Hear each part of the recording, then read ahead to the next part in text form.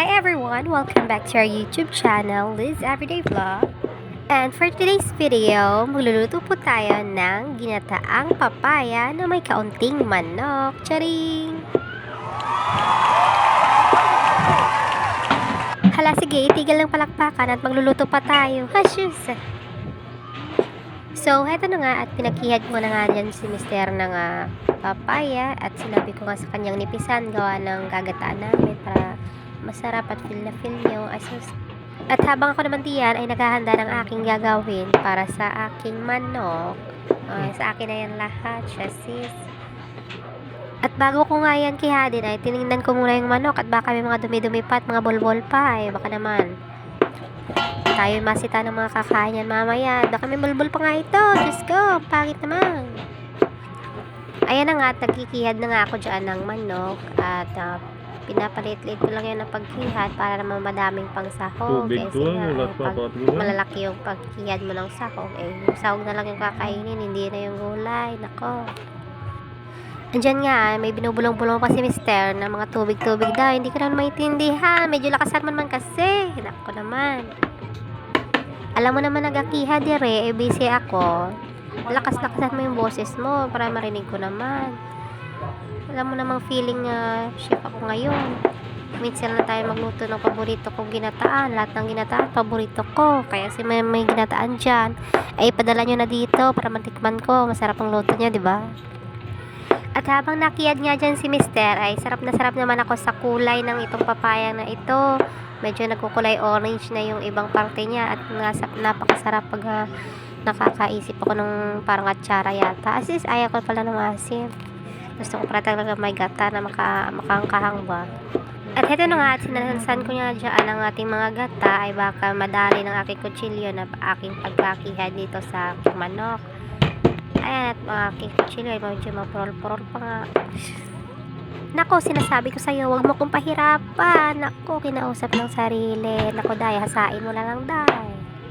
At dito naman ho, sa may parting ito, ay hindi na kami nagpapansinan ni Mister. Wala na usong kibuan ngayon at feeling mo talaga seryoso sa ginagawa, ay nakikihad lang naman. Pero sa tinudtuod, sa totoo lang naman talaga, ay kaya lang naman kami seryoso din sa pagkihad din sa mga kapayas na yan at manok na yan ay dahil gutom na nga kami at dahil nga alas 7 na ho ng gabi hindi pa ko namin makapagluto. Ayun, nagsaing lang nga ako kami at umpisa na itong pagkiyad na to para naman magataan naman itong ulam na ito at nagugutom na talaga ako. Oh my god. At para bagang mawawalan na nga ako ng hinanga, agay, nako. At dahil nga hindi kami nagpapansinan ni Mr. yan sa pagluluto naming ay napaisip-isip nga ang lola nyo na naalala ko dati nung kami ay nandun pa sa Roa City sa Oma ay kapag may ganyang mga lulutuin na may mga gata-gata, may mga ulam o gulay-gulay dyan ay syempre pag wala kang panakot or mga baboy o manok syempre sa Oma o sa sa tawag dito sa saan nga yun ay sa probinsya nga pala ay syempre magsasabod ka muna ng mga bigas dyan sa paligid at tatawag-tawagin mo yung mga manok na krukay. Syempre maglalapitan yun dahil nga nagsabog ka doon ng bigas at syempre tutuka-tuka yun at andun ang kakamit hahabulin namin yung manok pag meron na kaming target na manok na isasama sa gulay o kaya naman pag hindi mo mahabol yung manok ay magsasabog ka naman ulit ng bigas. Ayun. At syempre pag nasabog mo yung bigas may tutuka na naman doon na manok. Ayan, dapat may nakalagay ka na doong pangtabon sa manok na hihilain mo para mahuli mo yung manok syempre. At voila, meron ka ng manok na ilalagay sa inyong lulutuin, nagugulay kahit ano pa man dyan. O diba, libre na yung manok mo basta may mag-alaga ka lang dyan. Basta talaga pag nasa probinsya ka at masipag ka lang mag-alaga ng mga hayop, yan, mga manok, mga baboy, ay swerte mo pag may alaga kang baka, mahal yun. At syempre, pag masipag ka rin magtanim, hindi ka talaga magugutuman. Kaya ako sa inyo, mga taga-probinsya dyan, magtanim-tanim na kayo, huwag kayong aasa sa pera lang lagi. Mabuti na sana kung regular kayo sa trabaho, may isawa kayong may trabaho, ganun. Pero kung pwede rin naman magtanim sa bakuran nyo, may bakuran kayo dyan, may garden kayo dyan, gawin nyo na lang. Makatipid pa kayo ng pang-ulam sa araw-araw. Kahit sa mga panakot man lang, ganun. At syempre, ina-apply ko rin yun sa aming pansariling buhay sa ngayon dahil nga nandito nga kami sa city. Ay syempre, wala naman kaming lupa dito, hindi naman kami mayaman, yun. Ay, alam nyo na yun. Syempre, nagtatanim din tayo sa mga kaang-kaang lang, sa mga lalagyanan ng mineral ng bata. Ayun, ginugupit-gupit lang namin at lagyan ng kaunting lupa. Syempre, buwela, meron na kaming alugbate. Pakita ko sa inyo next time. Baka next time pag napakita ko na sa inyo ay may kasama na yung mga tanglad o kaya naman mga garlic ba, kasi may nakita nga ako dito sa YouTube na paano magtanim ng mga garlic, o nilalagay mo lang muna sa may tubig ba yun, ganun hanggang sa magkaunti ng daon, tapos ilagay mo na, isalin mo na dun sa may kaang na may lupa. Ayun na, meron ka ng garlic dyan. Kung hindi nyo na alam ang garlic, syempre bawang lang yun. Ako naman, abay, abangan nyo na lang ho yan sa ating mga susunod na vlog. Ay, hindi ko rin po alam kung kailan. Naku, hahay. At share ko lang din ho sa inyo. Naaalala ko nga rin yung dati noon, yung andun kami sa probinsya kay Lola. Ay, doon nga ho kami tumira, diba? Diba ga? Ay, ang daming naaalala. Ayun nga, sinasabi ko nga ay, ang mga kapayas doon sa amin ay sobrang lalaki. Akala mo naman, parang baonan ng tubig, mga malalaki talaga, galon-galon ba, yung kalahati ng galon, mga ganong kalaki. Pero ito naman kinikihat ni Mystery ay parang mga inomol lang, ang liliit. Okay lang naman yung maliit o malaking kapayas, ay ginakihad mo nagyapon, ang ginakaon mo nagyapon, makadto mo nagyapon sa atong medyan, gyapon. At haya na nga, at natapos na nga ako sa paghiyad ng ating mga manok dyan, kaya atin nang hugasan para malinisan ulit. Para sure ball mo. Diyan. Ganda bulol-bulol na. At ayan na nga, natapos ko na nga hugasan ng ating manok dyan. At malapit na rin na matapos sa pagkihad ng kapayas dyan si Mister. Ay, pag sure na talaga, malapit na talaga ako magutuman dito. Nako. Hoy. Sabi ko nga kay Mister, ay malapit ka na matapos yan sa pagkihad-kihad dyan. Ay, wag mo nang piliin kung saan yung uunahin mong kihadin. At garo naman yan. At lahat naman yan ang kikihadin mo. Naku, wag mo nang piliin. Gutom na ako, hoy. At hayan, pakita ko lang sa inyo ang ating mga manok. Tapos na ang kiharin niya. Yan. At sa wakas nga ay natapos na nga rin ho si Mister sa pagkihad. At ako naman ay magkikihad ng ating mga panakot dyan. Yan ang ating bawang, sibuyas. Yan. Yan lang naman ho. At mamaya na ho yung mga paminta, mga ganon. Tapos sana may sili mamaya. Yan.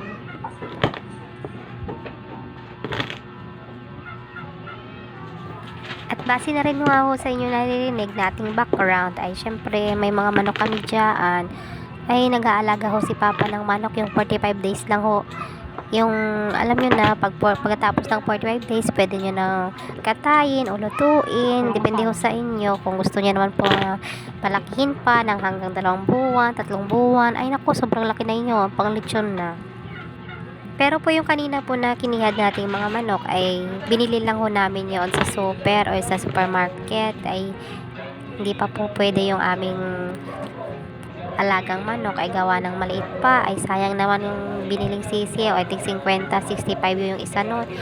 Tapos nga ho ay meron na rin ho nga kaming bisayang manok, ay siguro mga 3 kabilog lang ayun, pinapalaki pa ho namin. At syempre minsan lang kami makakain ng bisayang manok, nakakabis talaga sa probinsya. Ay pag bumili ka nga ho rito sa Iloilo ng bisayang manok ay mas mahal nga ho yun dun sa may Central Market. Hindi ko alam kung magkano kilo ng bisaya. Pero syempre, pag nabili ka naman ng bisayang manok ay okay lang naman na mahal yun, kasi nga ay hindi naman hamak yung pag-aalaga doon at pagbibigay ng mga pagkain doon, syempre na may-ari. At syempre, hindi ka naman masasayangan sa iyong binayad, kasi nga napakasarap talaga ng bisayang manok, yung di ba? Ano pa yung pipiliin niyo, yung bisayang manok o yung sa supermarket, sa poultry lang galing? Ay naku, ang daming gamot noon, charis. Ako nga rin ho'y nagtataka nung pag ako nung una kong nakatikim ng bisayang manok, ay syempre alam nyo na, pag bisayang manok, pag naluto nyo na at nakandaan na, pag titikman nyo na, medyo makunat-kunat pa ng kaunti kahit luto naman din. Pero pagka yung pang 45 days ba yung galing sa poultry na manok, ay syempre pag nakulo na yun, ay talagang napakalambot naman. Pero syempre, mas masarap pa rin talaga yung sa Bisayang manok. Kasi ngayon, medyo yung Bisayang manok ay may lasa-lasa gawa ba na parang masarap talaga. Pero yung sa poultry galing, syempre parang matabang yung manok ba, yung karne ng manok, matabang, ganun. Share ko lang din naman. Share ko lang naman talaga kasi baka nga yung ganun din yung nanutaran nyo sa mga manok na Bisaya at saka sa galing sa poultry, yun lang naman. Naku, hoy, ang daming nalalaman. Sige, magtanong ka pa. Eto na nga at sinunod ko na nga balata ng ating sibuyas dyan at nilapag ko nga bigla, chinek ko yung ating camera kung nag-record pa ba, ay baka kasi hindi na, sayang naman ang aking paghiyad-hiyad dyan. At ayan na nga at binalatan ko nga ang ating sibuyas at kiniyad-kiyad na dyan. Nang syempre para matapos na, magisa na natin to at maluto na natin to sa gata. Ay naku, gutom na talaga ang lola nyo. At pagkatapos niyan ay sinunod ko na nga rin ho itong siling green. Siling green yan, siling haba, ayan. Yung 2 piraso lang naman, ayan, ay 3 nga pala. Dalawa lang talaga. Ano ba talaga? Naku. Naguguluhan ako sa iyo. Sobrang gutom ko na. Just me. Ayan. At saka pinulot na natin mga kalat. Linisan ng lamesa. Para naman makapagluto na talaga ng bongga-bongga. So, ayan. Natatapos na tayo sa ating mga kiyad-kihad. At ito na nga po ang ating ingredients. Manok, papayas, gata, una at pangalawang gata, bawang sibuyas, at syempre luya at sili. Ito na nga ho at umpisa na po nating lutuin ang ating gulay. Pagpasensyahan niyo po, medyo madilim-dilim po ang ating pag-video kasi hindi pa nagpakapag-flash ng maigi. At ayan na nga po, nagamit na nga po natin ang ating flash, ating cellphone. At ayan na ang ating nilagyan na natin ng mantika. Painitin lang po natin yan ng kaunti. At nga si Mr. nga ho yan na nagpa-libot-libot dyan ng luwag yun sa ating kawali. Ito, ewan ko sa kanya. Charis. Una nilagay natin yung ating luya. Yan, gisahin lang natin po yan. Pangalawa po ating garlic. Nilagay na natin ni Mr. Ayan.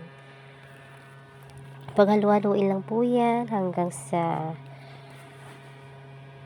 makuha natin ang tamang pagluto ng ating ingredients. Ayan. Depende na ho yan sa inyo dahil kanya-kanya naman po tayo ng paraan ng pagluluto. So, go on your own way. Cherries! Hahahay! At ayan na nga ho at tamang gisa-gisa lang po natin dyan ang ating ingredients at kita nyo naman po at ang gamit natin ay di uling lamang dahil simpleng buhay lang naman dito sa syudad. At hindi naman po tayo mayaman para mag-inarte. Charot. Ayan, para makamura naman tayo, uling lang ang ating gamit dyan. At nilagay na nga po natin ang ating manok. Ayan po, isay na po natin yan. Ano?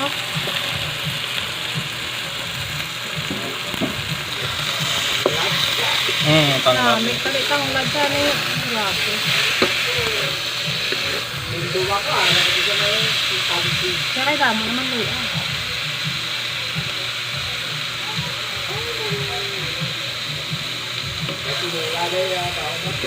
Uwi? Damo luya. Siyempre, panimao. Di siya daw tinula ko. Ano? Tinamigin man may gata. Adobo. Namit mo niya sa baboy na? Adobo nga may gata ka. Nga na, Bin?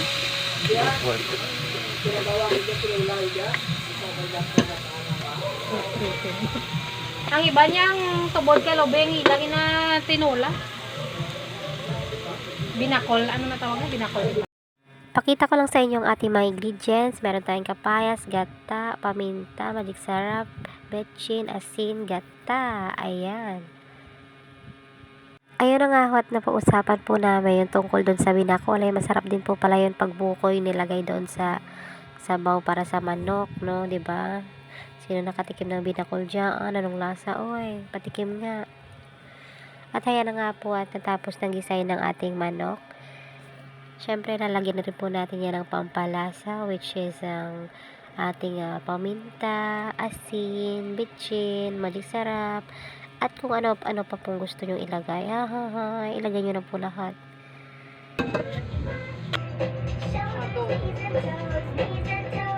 Yeah! Gago rin yan. Guwapo ah. Uli ng bata, oh. Jump, jump.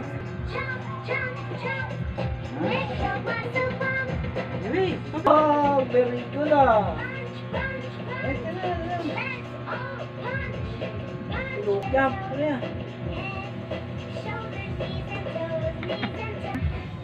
At ayun na nga ho, at nagkaroon bigla ng ads ang ating ginagawang video, which is ang mabait na bata. Asus, I love you anak Dave. Okay lang. At yan na nga po ang ating ginigisa. As you can see, meron na po siyang sarili niyang mantika. Ayan. And with that, pwede na po natin ilagay ang ating kapaya sa papaya natin na so colorful. Green, white, and orange, and yellow. Wow, cheese. Kakagutom na, oy.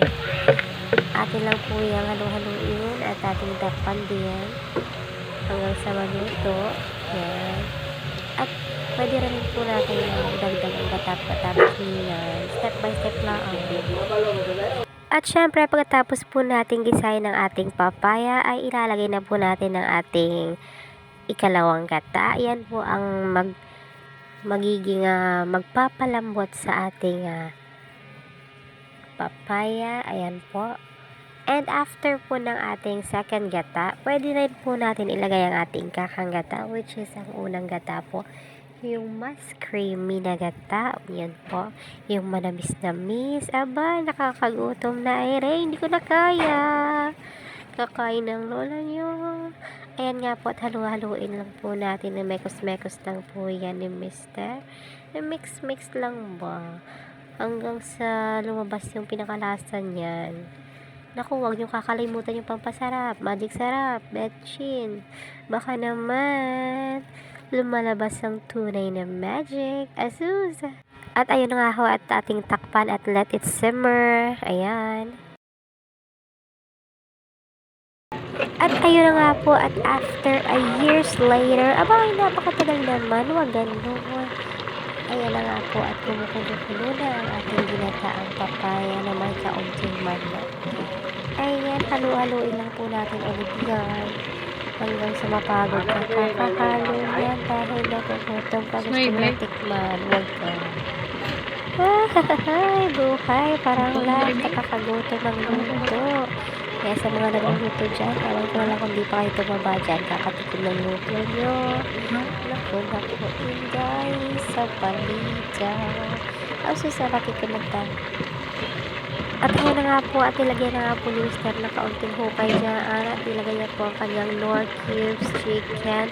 Baka naman, Knorr. Ang dami na pong nagawa rito, ha? Ikaw naman, baka naman. Knorr, baka naman. Asus, nagpaparinig dyan. Endorsement na ba this? Oh, hi! Ay, naku, maraming salamat po nagkataon. Teko! Pabugas-bugas lang yan. Uy, ay sus. Siya nawa. Hi! At yan na nga rin po, at hindi rin magpapatalo ang napakamasarap na sangkap, ang ating magic sarap. Tak. Aray! At ano ba naman, sa dami-dami na po palasa, ay kailangan po natin imekos-mekos rin po yan para po magbalance na nga ho ang ating lasa. Ayan na nga ho. At syempre po, pagkatapos natin imekos-mekos sa mix-mix yan, ay syempre, takpan nyo na po. At kaya na nga po, at kakahalo na po na, ay amoy. Nakakatakam. Nakakagutom. Ang niluto ni Steph. Asus! Kilig ang muna mo. Ay, nagutom na siya.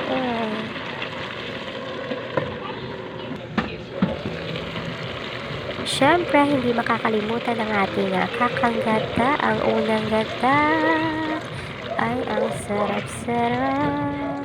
And so creamy, yummy, and so white. That's it. Ang dami yan. Ayan po, imekos-mekos lang po natin ulit yan hanggang sa kumulo po siya. Kumulo, let it simmer hanggang sa maluto. At ready na, voila! kakain na agad-agad. Ang mga mong gutom na. Nako naman. Titikman natin at husgahan natin ang luto ni Mister. Kaya naman sa mga maghahapunan na rin siya, kumuha na rin po kayo ng inyong kanin. Yung malamig-lamig na kanin dahil po ay ang ating ulam ay mainit-init pa at napakasarap na gataang papaya na may kaunting manok. Okay, let's go guys. Let's eat na. I'm so starving and it draws me like crazy. Oh, wish you ay sus mercy. Ay, bakit nakanta ka mo naman maganda boses? Ahay, feeling oy. Oh, sus. So guys, thank you so much for watching this vlog, this video na aming nilutong ginataang papaya na may kaunting manok kasi sobrang sarap. Ikay mo papadilaok. Hi, cherries! If you like this vlog, kindly like and subscribe and follow us. Thank you so much for watching. Have a great day. Good night. Let's eat! Dun. Kakagutom, oy.